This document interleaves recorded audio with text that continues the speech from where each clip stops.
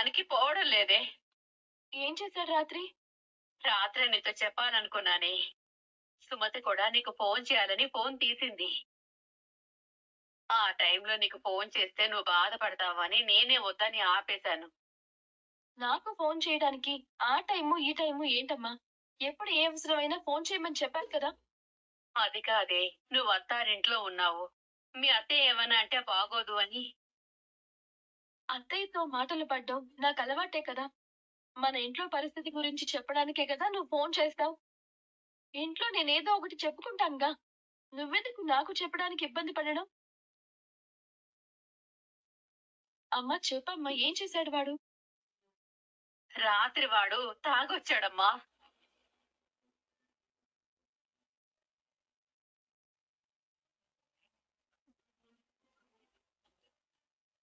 ఏంటి? అవునే, వాడు రాలేదని రాత్రంతా వాడి కోసం మేము బిక్కుబిక్కుమంటూ ఎదురు చూస్తూ కూర్చున్నాం.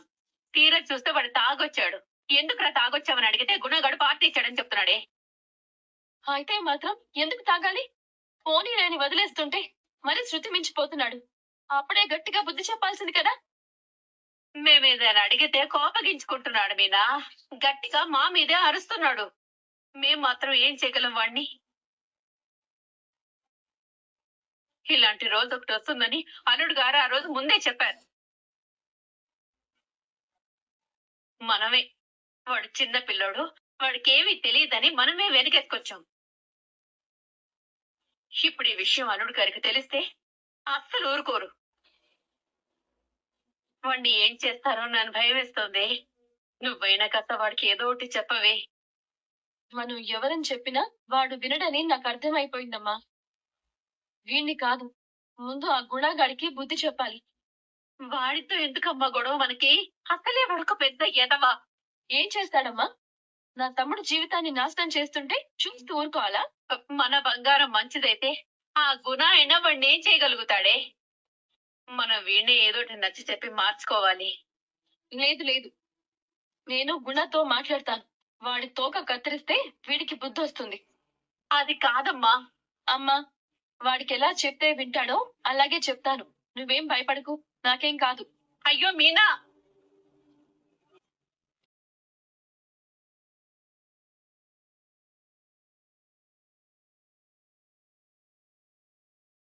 నువ్వెక్కడికి ఒంటరిగా రాలేవా? ఎందుకు ప్రతిసారి తను తోడు తెచ్చుకుంటావు? ఎక్కువ మాట్లాడితే మొహం పగిలిపోద్ది. తను నా ఫ్రెండ్, తనతో నేను ఎక్కడికైనా వస్తాను. నా ఫ్రెండ్ ని ఎందుకు రమ్మన్నావో చెప్పు. నీకెంత ధైర్యం ఉంటే నా కొడుకు దగ్గరికి వెళ్తావు? వాడితో నేను ఎవరు మాట్లాడమన్నారు? ఎవరు సెల్ఫీలు దిగమన్నారు? వాడికి ఏమైనా అయిందంటే మాత్రం చెప్తున్నాను చూడు దినేష్. ఇన్ని రోజుల నుంచి నువ్వు నన్ను ఎంత టార్చర్ చేస్తున్నా భరిస్తూ వచ్చాను. కానీ నా కొడుకు జోలికి వస్తే మాత్రం ఊరుకోను. Cool Kalyani, cool. నాకేం కావాలో నీకు తెలుసు. అది చేస్తే నేను వదిలేస్తా. ప్రతి నెల ఇలాగే వచ్చి అడుక్కుంటున్నావు కదా, ఇంకేం కావాలి? నేను జైల్లో ఉన్నప్పుడు కొంచెం గ్యాప్ వచ్చింది, అందుకే ఇప్పుడు వచ్చాను. అయినా నేను నీ మీద కొత్తగా ఏ పగ తీర్చుకోవాలనుకోవట్లేదు. నీ జీవితాన్ని దేవుడు రాసుండొచ్చు, కానీ నీ భవిష్యత్తు మాత్రం నా చేతుల్లోనే ఉంది. సినిమా డైలాగులు కొట్టకు. నీకంత సీన్ లేదని నాకు తెలుసు, కానీ ఎంత కావాలో చెప్పు. నీ మొహాన కొట్టి వెళ్ళిపోతాం. ప్రతిసారి 10,000 20,000 అడగడం నాకు కూడా కష్టంగానే ఉంది. అందుకే ఒకేసారి ఫైనల్ సెటిల్మెంట్ చేసుకుందామని వచ్చాను. అంటే ఎంత కావాలి? 30 లక్షలు.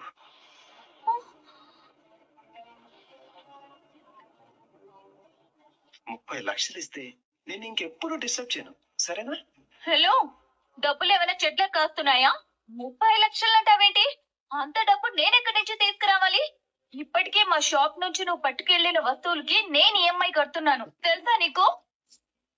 నిన్ను ఇబ్బంది పెట్టడం నాకు ఇష్టం లేదు, కానీ నాకు ఆ డబ్బుతో చాలా అవసరం ఉంది, అందుకే అడగక తప్పట్లేదు. అంత డబ్బు నేను ఇవ్వలేను. కావాలంటే నాకు తెలిసిన చోట ఎక్కడైనా రికమెండ్ చేసి నీకు జాబ్ ఇప్పించగలను. వచ్చే జీతంతో బతుకు. అలా పనిచేసి నెలంతా ఎదురు చూస్తూ ఆ వచ్చే జీతంతో బతకడం నా వల్ల కాదు. ఆ రోజులు పోయాయి. నాకు కావలసిన ఇన్కమ్ సోర్స్ నువ్వుండగా నాకెందుకు పని? ఛే! నేను అడిగిన 30 లక్షలు ఇచ్చేయి, నేను వెళ్ళిపోతాను. రోహిణి, వీడితో మాటలేంటి? పద, పోలీస్ స్టేషన్ కి వెళ్ళి కంప్లైంట్ ఇద్దాం. వాళ్ళే చూసుకుంటారు. జైలుకి వెళ్ళొచ్చినా వీడికి సిగ్గు రాలేదు. పోలీసుల దగ్గరికి వెళ్తారా? వెళ్ళండి అమ్మా, వెళ్ళండి వెళ్ళండి. వెళ్ళి ఏమని కంప్లైంట్ ఇస్తారు? నేను ఒక కుటుంబాన్ని మోసం చేస్తున్నాను, అందుకే ఒకడు నన్ను టార్చర్ పెడుతూ బ్లాక్ మెయిల్ చేస్తున్నాడని అని పోలీసులు కంప్లైంట్ ఇస్తారా? వెళ్ళండి వెళ్ళండి అమ్మా, వెళ్ళండి. చూడు రోహిణి, నీకు ఇలాంటి తలనొప్పులు ఉండకూడదనే నేను నిన్ను ఫైనల్ సెటిల్మెంట్ అడిగాను. ఇప్పుడు నేను అడిగిన డబ్బులు ఇచ్చేస్తే నేను ఇంకెప్పుడు నిన్ను డిస్టర్బ్ చేయను. మీ ఇంటికి వెళ్ళి నీ కథ అంతా ఒక బ్యూటిఫుల్ మాంటేజ్ సాంగ్ లా పాడేస్తా. అసలు నన్ను ఎందుకు ఇంతలా ఇబ్బంది పెడుతున్నావు? నువ్వు అడిగినప్పుడల్లా డబ్బులు ఇచ్చాను, ఏం చెప్పినా చేశాను. ఇంకా ఎందుకు చచ్చిన పాముని చంపుతున్నావు? అదంతా నేను ఆలోచించట్లేదు. నాకు డబ్బు కావాలి, అది నువ్వు ఇవ్వాలి. దాని గురించి మాత్రమే నువ్వు ఆలోచించు. ఆలోచిస్తావులే, నువ్వు ఆలోచిస్తే పని అయిపోతుంది.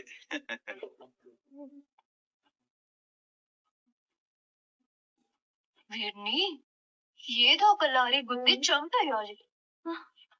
వీడేంటే బ్యాంక్ వెళ్ళి లోన్ అడిగినట్టు 30 లక్షలు అడుగుతున్నాడు. అంత డబ్బు ఎక్కడ? మరి ఇప్పుడు దీనికి పరిష్కారం ఏంటే? గుణాన్ని కలవాలి.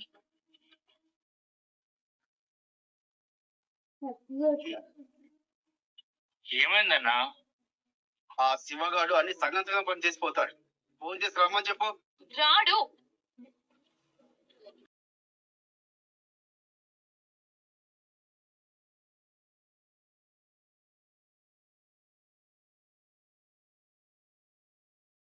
అక్క, నోర్మయ్, ఎవర్రా నీకు అక్క? నాకున్నది ఒకే ఒక తమ్ముడు. నీ వల్ల వాడు చెడిపోతున్నాడు, వాడికి దూరంగా ఉండు అని నీకెన్నిసార్లు చెప్పాను? వాడిని నీతోనే తిప్పుకుంటూ ఉన్నావు, నీలాగే తయారు చేస్తున్నావు. నీ వల్ల వాడు రాత్రి తాగొచ్చాడు. అక్క వాడు నాకు బెస్ట్ ఫ్రెండ్ అక్క. పని చెడగొడతాను, పని చేస్తున్నాడు, జీతం ఇస్తున్నాను. నా దగ్గర ఇప్పుడు తాగలేదు, తాగుతాడని కూడా నాకు తెలీదు. ఎరా దున్నపోతా, నీ సవాసం పట్టినప్పటి నుంచి వాడు పూర్తిగా నీలాగే తయారయ్యాడు. నీకు అక్క, చెల్లి, అమ్మ, అయ్య ఎవరూ లేరేమో, కానీ నా తమ్ముడికి ఒక కుటుంబం ఉంది. మేమంతా వాడు ప్రయోజకుడు అవుతాడని, బాగా చదువుకొని ఇంటిని ఉద్ధరిస్తాడని ఎన్నో ఆశలు పెట్టుకున్నాం. ఎప్పుడైతే నీతో చేరాడో మొత్తం పాడైపోయాడు. ఒక రౌడీలా తయారయ్యాడు. ఇప్పుడు పచ్చి తాగుబోతులా మారిపోయాడు. ఏంటి, నా వల్ల వాడు పాడైపోయాడా? ఏం మాట్లాడుతున్నావు? నీ తమ్ముడు ఏమన్నా చిన్నపిల్లడు అనుకున్నావా? వాడికి సంపాదన మొదలైనప్పటి నుంచి అన్ని అలవాట్లు ఉన్నాయి. నీకు ధైర్యం ఉంటే వెళ్ళి నీ తమ్ముడికి బుద్ధి చెప్పుకో. సీతనైతే నా దగ్గరికి రాకుండా ఆపు చూద్దాం. వెళ్ళు, వాడు నీ మాట వింటాడో లేదో చూడు. ఏంట్రా ఎక్కువ మాట్లాడుతున్నావు? వాడికి ఎలా బుద్ధి చెప్పాలో నాకు బాగా తెలుసు. ఇంకొకసారి వాడికి డబ్బు ఆశ చూపించి నీ చుట్టూ తిప్పుకోవాలని చూసావో, నడి రోడ్డు మీదకి లాగి చెప్పు తెగేదాకా కొడతాను. ఖబర్దార్. ఏయ్, ఏం మాట్లాడుతున్నావే? నోరు మూసుకొని పోవే.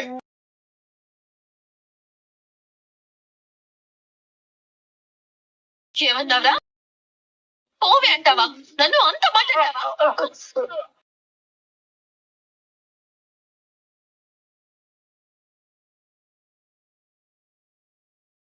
నన్నే కొడతావా? పోవే బయటికి. రేయ్,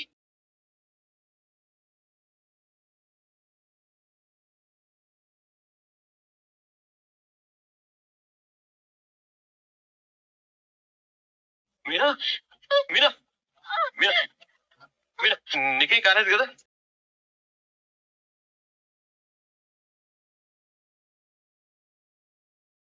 నా భార్య మీదే చేయి చేసుకుంటావరా?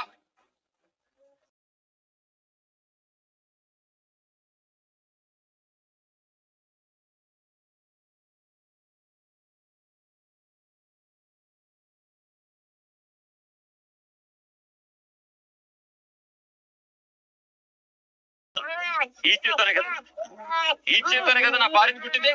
మీరు చేయరా?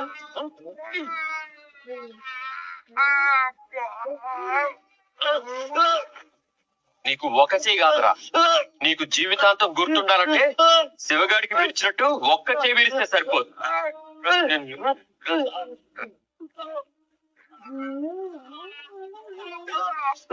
నీకు ఇది కూడా సరిపోదు. నిన్ను వద్దండి.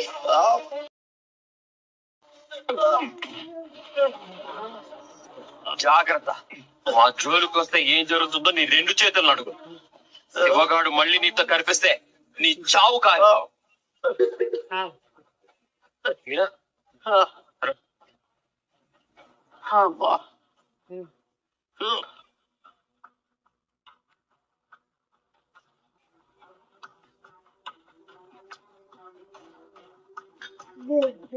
ఏం జరిగింది? స్కూటీ స్కిడ్ అయి పట్టడం జరిగింది. నువ్వా? నా భార్య. మరి నువ్వెందుకు జవాబు చెప్తున్నావు? అంటే తనని అడిగినా అదే చెప్తుందని. ఏమ్మా, వామిటింగ్స్ ఏమన్నా అయ్యాయా? అది మీనా, దీనికి నువ్వే చెప్పు. లేదు డాక్టర్ గారు. ఏదైనా ప్రాబ్లమా? చెవిలో నుంచి గాని ముక్కులో నుంచి గాని బ్లడ్ వచ్చిందా? రాలే. నువ్వే చెప్పు. రాలేదు డాక్టర్ గారు.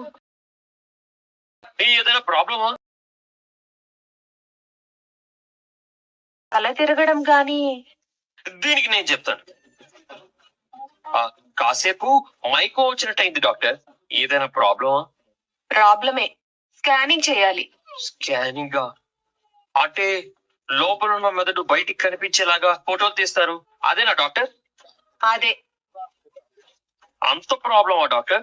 అంత ప్రాబ్లమో ఎంత ప్రాబ్లమో స్కానింగ్ చేస్తేనే తెలుస్తుంది.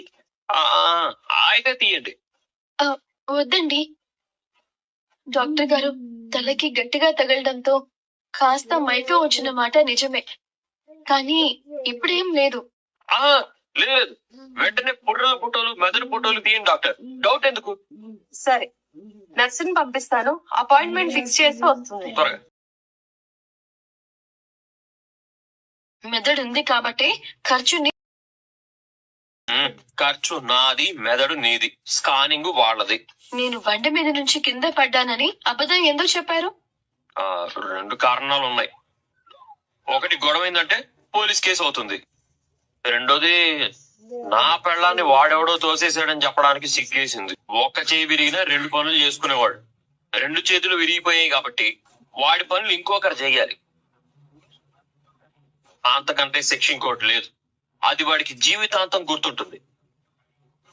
అయినా ఒంటరిగా వాడి మీదకి గొడవకు వెళ్ళడం తప్పే.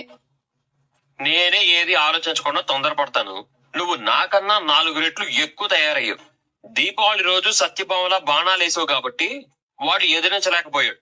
అన్ని చోట్ల బాణాలు ఉండవు ప్రాణాలు కాపాడడానికి. స్కానింగ్ కోసం రండి. పోదండి. హలో, తలకి దెబ్బ తగిలింది మీ ఆవిడికి, మీకు కాదు. మరి నేను ఇక్కడే ఉండండి. ఇదిగో మెదడిని బాగా ఫోటోలు తీయండి. మామిడి తలలో పుర్రె ఎలా ఉంటుందో చూడాలని ఉంది. ఓకే, మీరు రండి.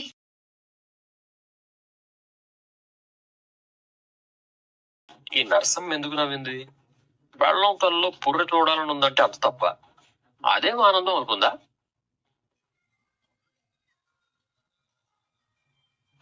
అమ్మో, అత్తగారు. హలో అల్లుడు గారు, మీనా కనిపించిందా? కనిపించిందండి. అమ్మయ్య, ఆ గుణ దగ్గరికే వెళ్ళిందా? అవును, మీరు టైంకి ఫోన్ చేశారు కాబట్టి నేను టైంకి అక్కడికి వెళ్ళగలిగాను, లేదంటే ఏం జరిగి ఉండేదో. ఏమైంది?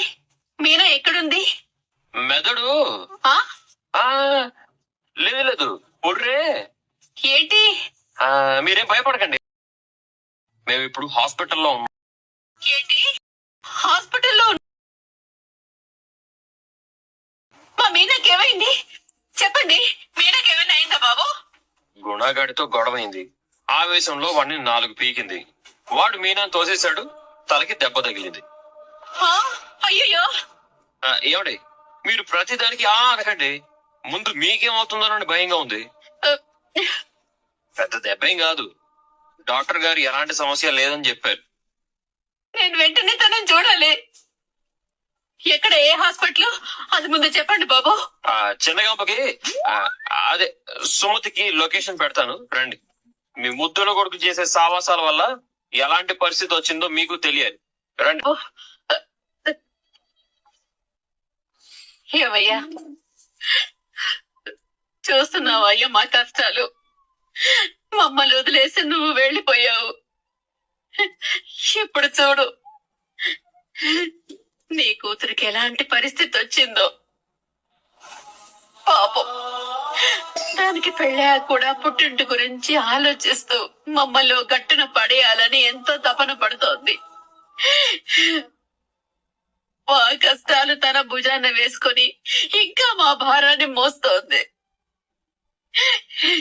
ఇప్పుడు కూడా మా కోసమే ఇంత పాటు పడింది. తనకేం కాకుండా చూడయ్యా, నీ బిడ్డకేం కాకుండా చూడు.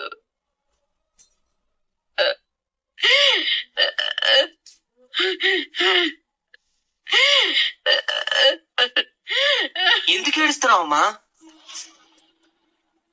ఏంటి ఆలోచిస్తున్నావు? ఎందుకు ఏడుస్తున్నావు? ఓ, నాన్న గుర్తొచ్చారా? ఈ ఏడుపు కొట్టి ఇంట్లోకి రావాలంటేనే చాలా చిరాకేస్తుందమ్మా.